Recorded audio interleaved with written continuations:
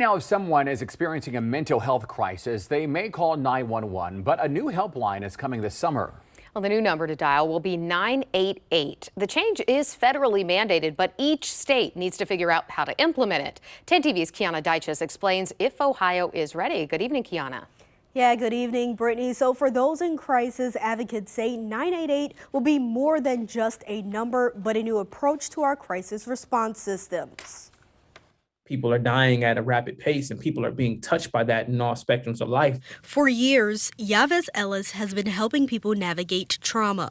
One situation in particular, a homicide, led him to counsel teens. These young people had to wait because the body had fell behind their car.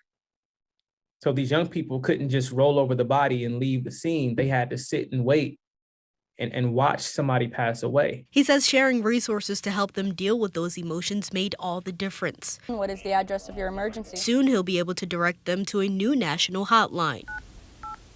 Instead of calling 911 if you're experiencing a mental health crisis, you'll dial 988. When someone's in a crisis, it's very hard to think of the right number to call or who you have to look for to look something up. That's really hard. But is Ohio prepared to make the process easier? Yes. Gross. Yes. An Ohio House committee voted to add the creation of the hotline to House Bill 468, which now moves to the Senate.